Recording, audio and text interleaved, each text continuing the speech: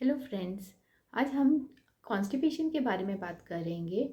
Constipation या कब्ज़ आजकल एक आम समस्या हो गई है, जिसमें हमें देखा गया है कि 3 से कम बार अगर हफ्ते में हमने मल त्याग किया या डिफिकेट किया या हम वॉशरूम जाके आए, फ्रेश होके आए, तब हम उसे कॉन्स्टिपेशन कह सकते हैं। लेकिन अगर अगर हम जा रहे हैं रेगुलरली तो उसे हम कॉन्स्टिपेशन नहीं करेंगे। लेकिन लोग ये समझते हैं कि हमने सुबेरे फ्रेश हो हुए हैं तब तो हम कॉन्स्टिपेटेड नहीं हैं, और अगर नहीं तो दिन में किसी भी बार अगर जाते हैं तो हम उसे कॉन्स्टिपेशन समझ लेते हैं। और इस वजह से लोग सुबह सुबह दवाई खा लेते हैं ताकि हम जाने से पहले ऑफिस वर्क या अपने किसी भी काम पे जाने के पहले दवाई ले लेते हैं। उसकी वजह से हमें साइड इफ़ेक्ट हो जाते हैं और हम कब्ज़ से ज़्यादा और ज़्यादा परेशान हो जाते हैं। तो इसके लिए हमारे लाइफस्टाइल में मॉडिफिकेशन करना ज़रूरी है, और साथ में दवाइयाँ।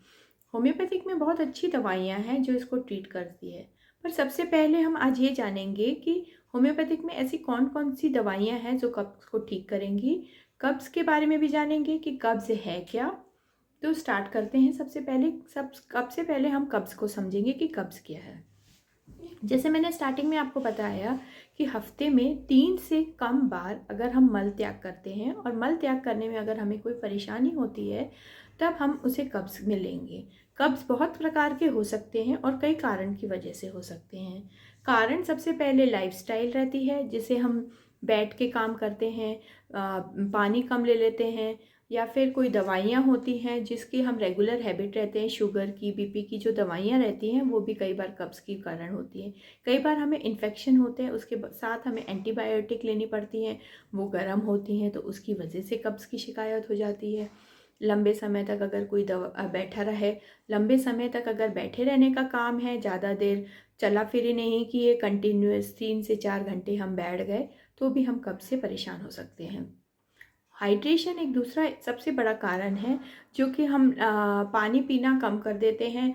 बैठे बैठे रहते हैं तो हमें प्यास भी कम रहती है, पसीना कम छूटता है, तो हम पानी भी कम पीते हैं। उसकी वजह से भी हमें डिहाइड्रेशन की वजह से भी कब्ज़ हो जाता है।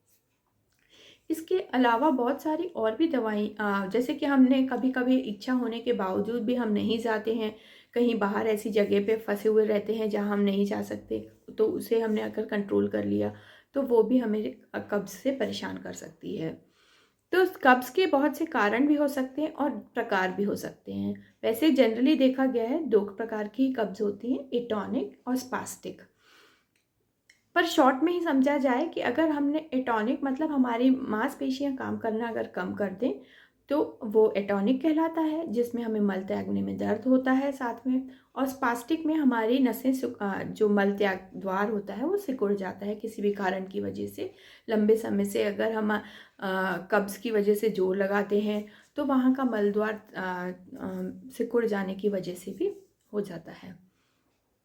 अब हमारी होम्योपैथिक मेडिसिन कौन कौन सी हैं जो आपको इसमें मदद करेंगी। सबसे पहले जैसे कि हमारी दवाई आती है वो है नक्स वोमिका।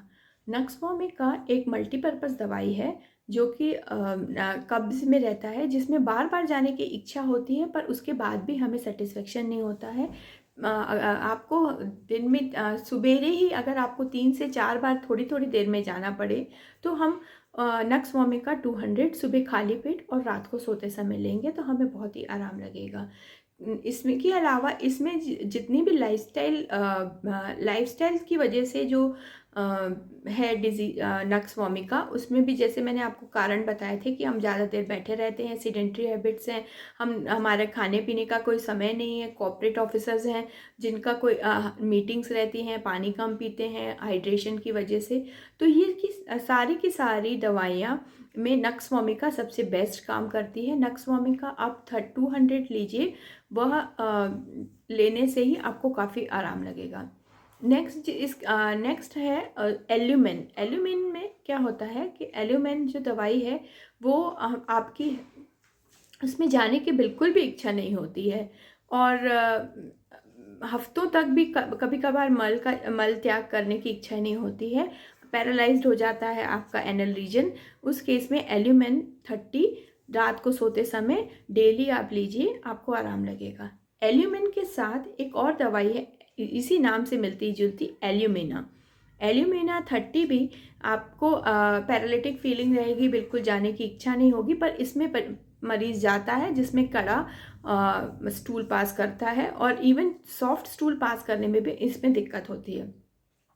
ब्रायोनिया में भी पेशेंट को यही तकलीफ रहती है, कड़ा स्टूल पास करता है, डार्क बर्न जैसा जला जला पेशेंट स्मॉल बॉल लाइक पास करेगा, और तकलीफ होती है थोड़ा। इसकी वजह से पेशेंट के स्वभाव में चिड़चिड़ापन भी आ जाता है, लेकिन पानी पीने के बावजूद भी उसे प्यास की वजह से ज़्यादा इसमें पेशेंट होता है, लेकिन फिर भी उसे कब्ज़ की शिकायत रहती है।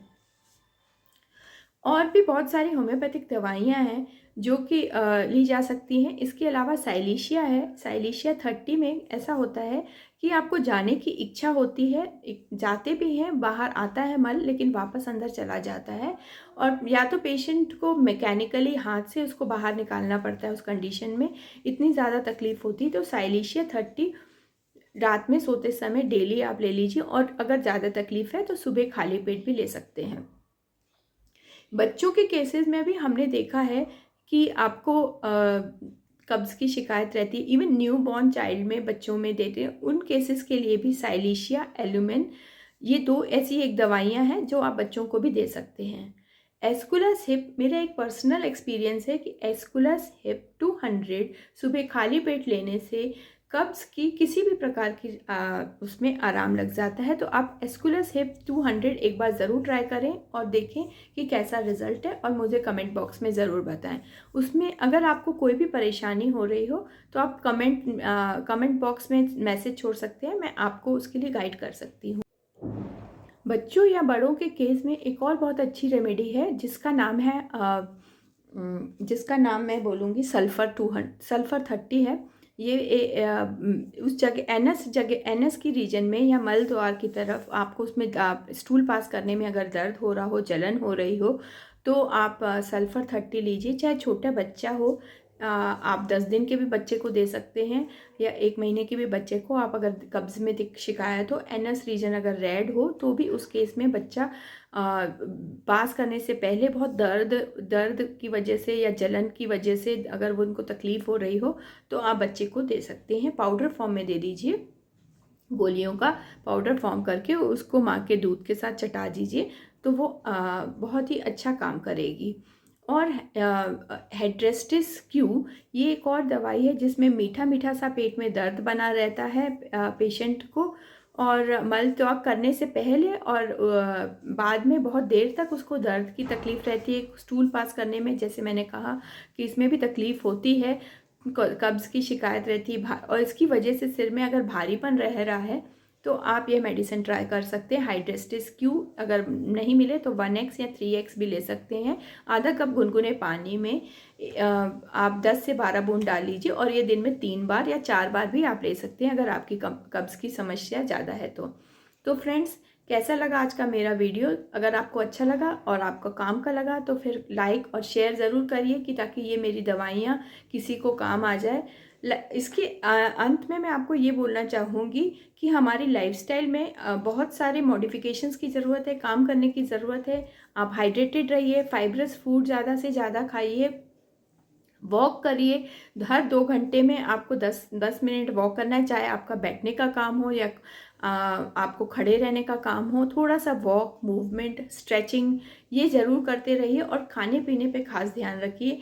ऐसी चीज़ें खाइए जो आपको फाइबर प्रोवाइड करे, और आपके स्टूल की क्वांटिटी, साथ में हाइड्रेशन की बहुत ज़रूरत है। अगर आप हाइड्रेटेड नहीं रहेंगे तो स्टूल नेचुरली ड्राई रहेगा, और उसको पास आउट करने में थोड़ी तकलीफ़ रहेगी। तो आप फाइबर के साथ पानी ज़रूर इंटेक करिए, और मुझे ज़रूर बताइए कि आपको ये कैसा लगा। Thank you.